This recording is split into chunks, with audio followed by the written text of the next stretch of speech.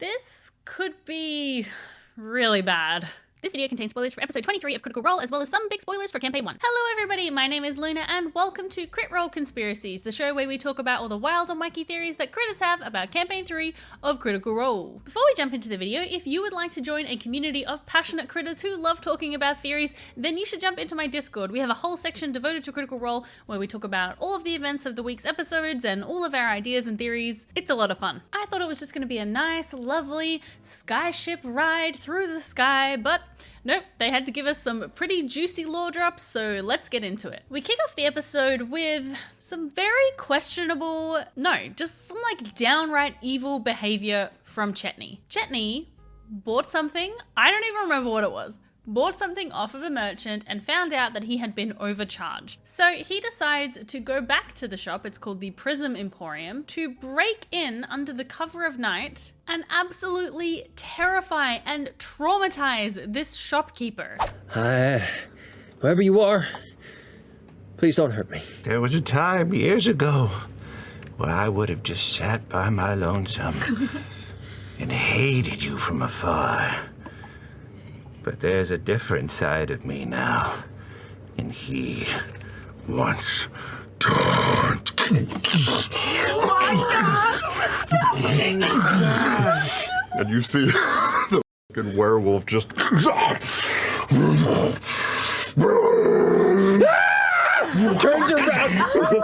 Fully turning into a werewolf, fully attacking them. This is a civilian, like, I guess they're classed as like commoners in D&D. Very few hit points, very low armor class. What the F is up with that Chetney? He literally just said in the last episode that he was not going to give in to his baser instincts and become a bad werewolf. And then the first thing he does in this episode is this. This whole scene actually made me feel extremely uncomfortable because it felt like it really crossed a line. And if Travis has chosen to cross that line, then that's fine. Like, it's his character. He can absolutely do that. But yeah, I was quite shocked, to be perfectly honest. I don't know, what do you think? Am I overreacting? This just felt, it was a lot. Oh, and speaking about Arjit, it was pointed out to me in a comment that Arjit is actually named after the director of Shanti Bhavan, which is the organization that the Critical Role Foundation supports a lot through their fundraising. So I just think that's really neat. And it also makes me feel like that he is actually a stand-up guy and it's probably not mistrustful or anything like that. Just seems like he's gonna be cool dude running a cool public school. Love to see it. After a long rest, the party decide to do some experimentation with the portable hole and seeing kind of how far they can stretch the limits of this magic item that they've been given. They experiment with putting FCG in there because FCG doesn't need to breathe, so is not restrained by the, I think it's like a 10-minute maximum before a creature begins to suffocate. FCG doesn't have to worry about that. They sort of talk about the merits of using it as like a hiding place or as a place where that they can rest. And, you know, there is that like pesky little problem of it's being quite big, and if somebody comes along and just folds it up, there's no way for them to get out. I'm very excited to see what kind of stuff they end up using this for, because clearly they want to like just really get the most out of it. Orym gives the Horn of Silent alarm to Chetney, saying that would probably be quite useful for him since he is sneaking around and stuff. I think that that's a great choice. And also sort of says, you know, you're a good soul. And I was like, but you weren't last night, Chetney. There is a very sweet moment though where Chetney gives Orym a gift that he has carved for him, which is a beautiful box with a big moon and a little moon. And of course, Travis actually presents a real world item to Orym. I'm really loving this, or to Liam, I should say. I'm really loving this kind of crossing of the fourth wall and bringing these kind of things into the real world. It's just like a very nice and sweet touch. They meet up with Lord Esteros, who gives them some freshly baked cookies. I want a cookie. And they show him the portable hole. Fern also just outright asks if there was a romantic relationship between him and between his former patron, Mistress Prudage, but he is not interested in talking about it. FCG or Sam does roll an insight check at this moment and gets a whisper, but it's a very short whisper, so I don't know. I'm inclined to believe that there is not something there. This is one ship that is not going to sail. They head towards the skyship docks, and on that note, I did get wrong last week something about the skyship, so I thought it was that the skyship was not going to be available for a month. But it's actually that the skyship is available for the next month. So they're probably going to get to Eos sooner than I expected. I'm very happy about that. They meet with Captain Xandus. So, can I help you? You're supposed to be the people coming from the Esteros, right? Said you're the Bell's House, that's right? And Captain Zandis, you're your captain. You listen to what I say. If you don't do what I say, we throw you overboard, okay? Whoa. Well, that was easy. No, I'm serious. I'll throw Have you ever thrown anybody overboard? like 20. Oh, okay. So many. So many people make problems. They just keep making a problem. Don't make a problem, don't throw you over. Do you prefer Captain or Captain Zondis or? Captain works for me. Could say Cap. Could say cool person. You can call me leader. You can call me most gorgeous thing you ever seen before. You can call me savior. I'll get you a list tomorrow. I love it when new people come on board. It's so fun. This is going to be a great ride, you guys. I can't tell you how excited I am. Hi, Mark.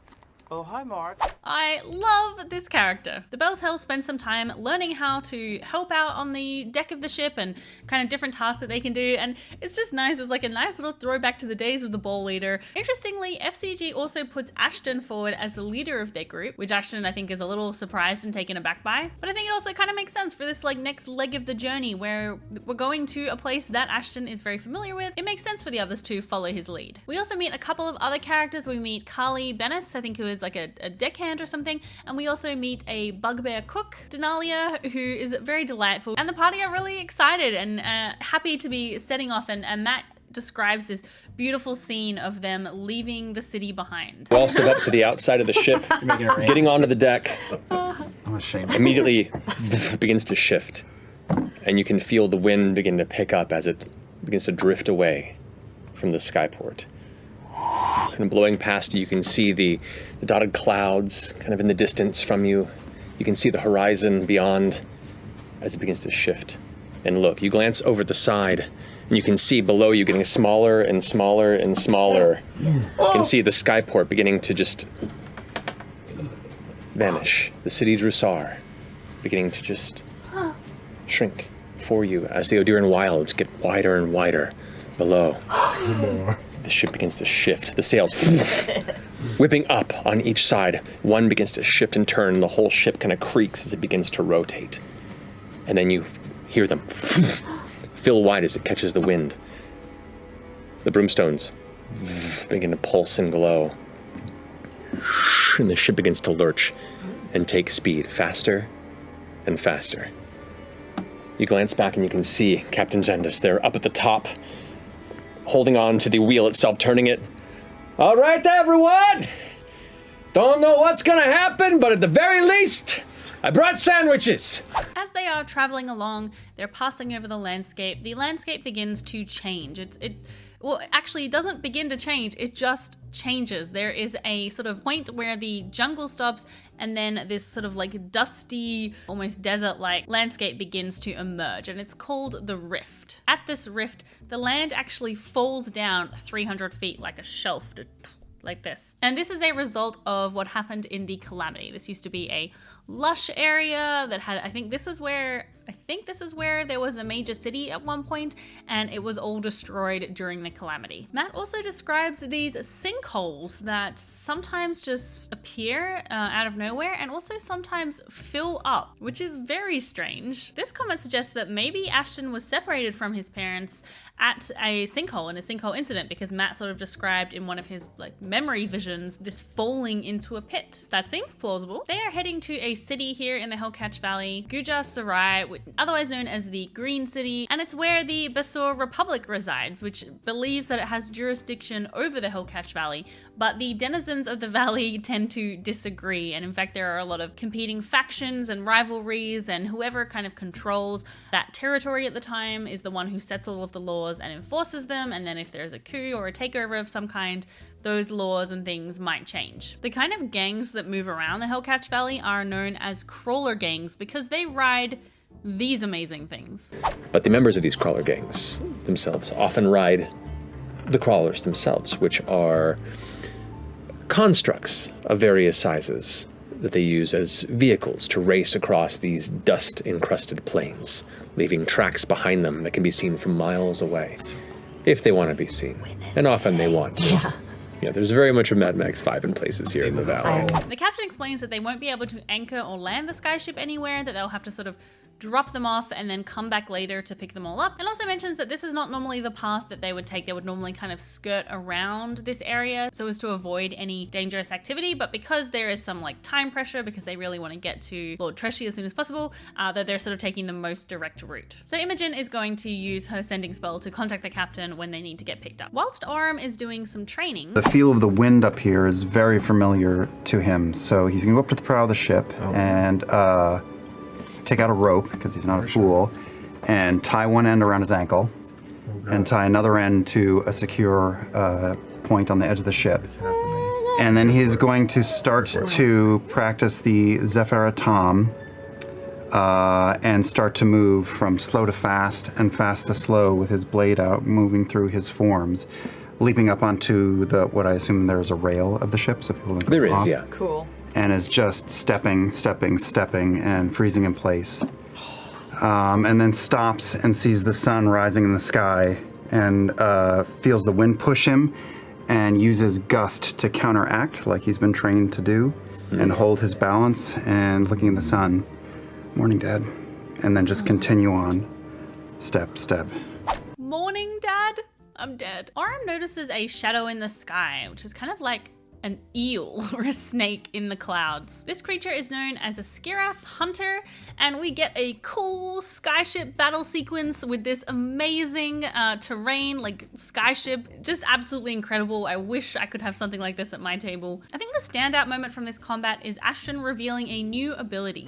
So the crystal in my head starts to like almost become transparent, but all the way through my head. Like it's a little bit of like a bad Photoshop effect, including the hammer gets a little weird that way, where there's like almost a lens in the center.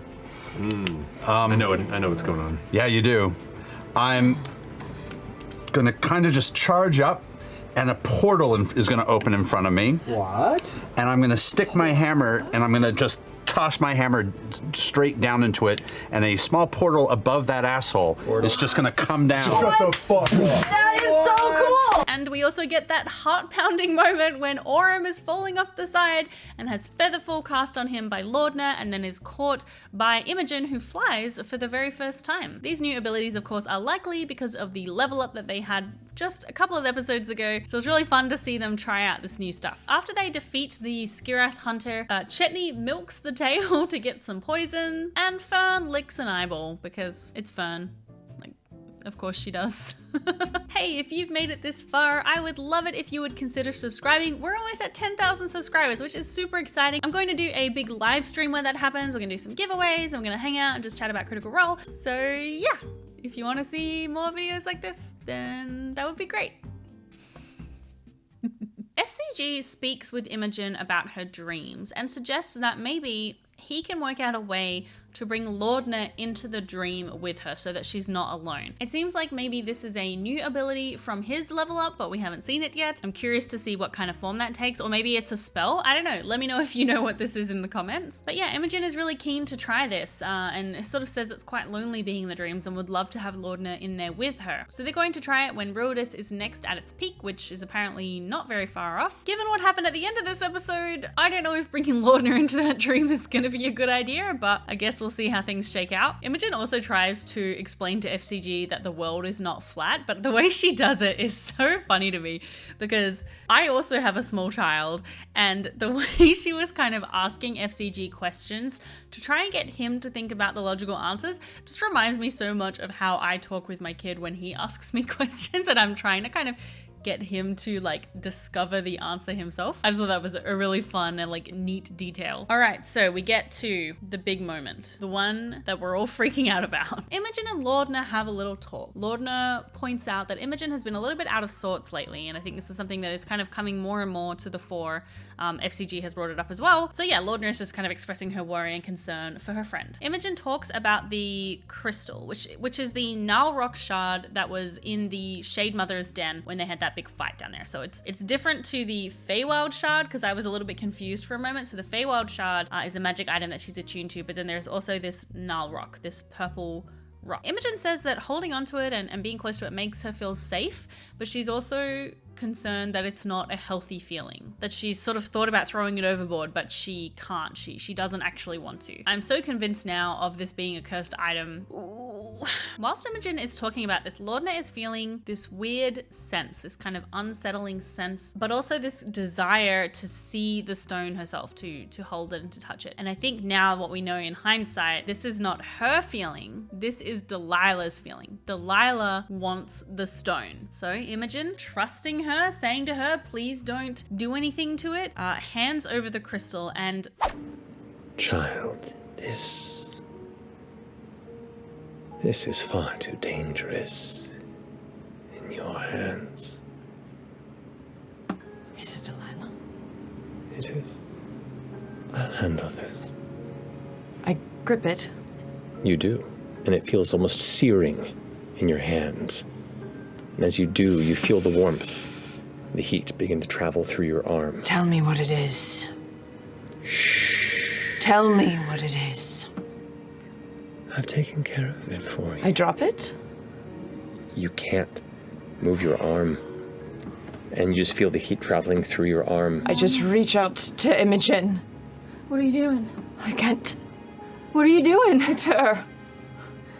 The heat passes through your shoulder and into your chest. She won't let me let go. And now that cold becomes a warm heartbeat. Grab her hand. Wait, what? It does what? That cold bass sound becomes a warm heartbeat as the warmth hits your chest. And at that moment, your fingers pull open and the gem is cold and broken. Ooh. I'm so sorry. No. What just happened? Uh-oh. Imogen? I don't know what just happened.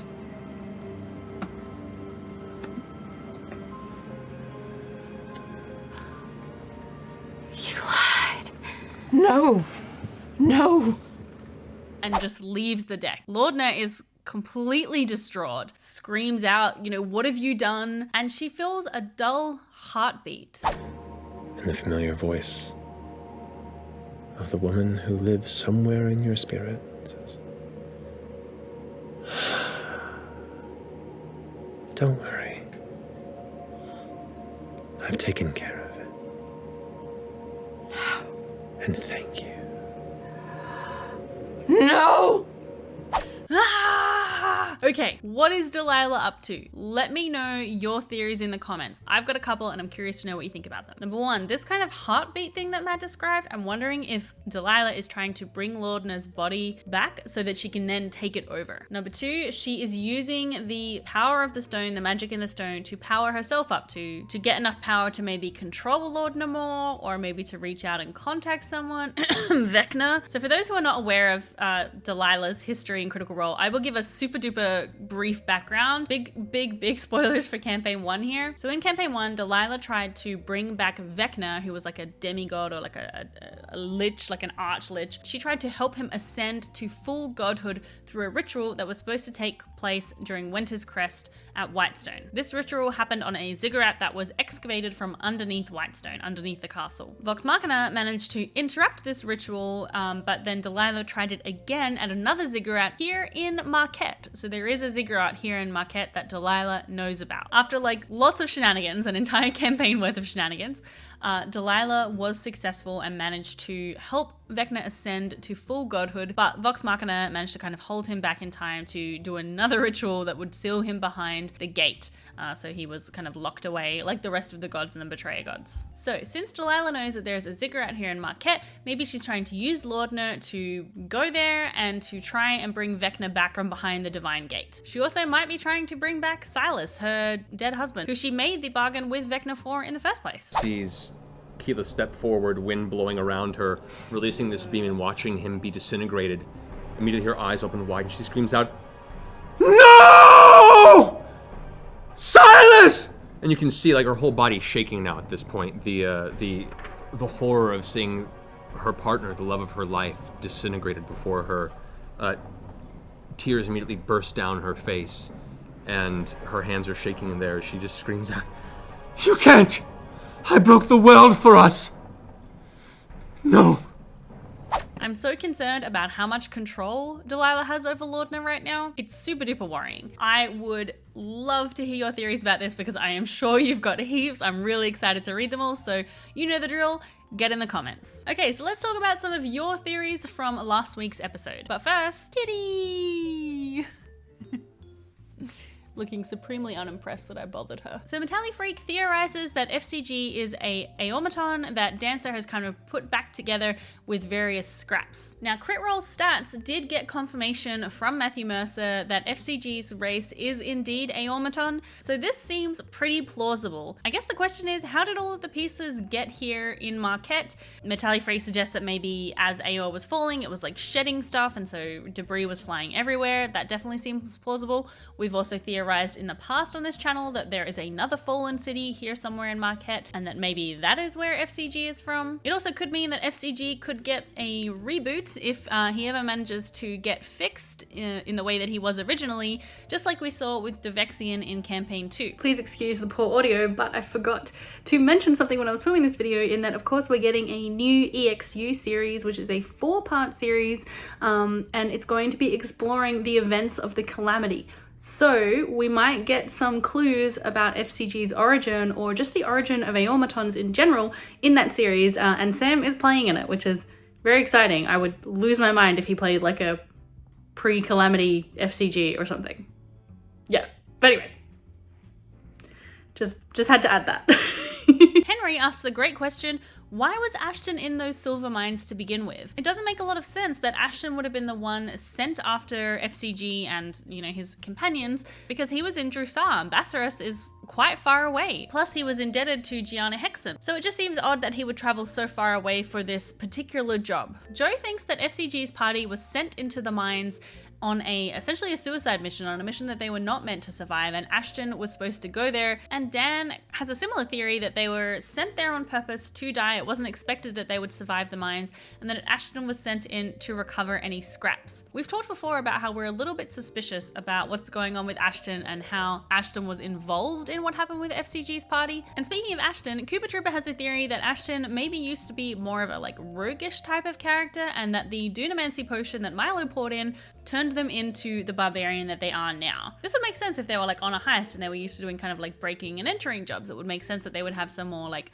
roguish skills. And since we know that Dunamancy potions were intended to be used specifically for soldiers, that might check out. And while we're talking about that particular moment, Pumpkin points out that it might not have just been the Dunamancy potion that gave Ashton the powers that they have now. We know that Ashton has specifically said that Milo did some chaos fairy magic stuff when fixing him up. So Pumpkin thinks that maybe the potion actually interacted with some elements that were already there, some kind of inherent magical ability that Ashton already had, and that's why we've kind of ended up with what's happening here. And a few of you commented that Gianna's obsession with automatons might be because she wants to transfer her consciousness into an automaton. She is, of course, very fascinated by FCG, and this might also explain why she sent Ashton to that mine job. Maybe she wanted him to recover as much, you know, of these automatons as he could, so that she could study them and learn from them. I think that's a really fun theory, because it could lead to some really interesting stories. That's it for this week's video. I hope you enjoyed it. Thank you to Jake, who did all of the wonderful artwork for this episode, and a special thank you to my patrons and to my YouTube members. You guys rule. And until next time,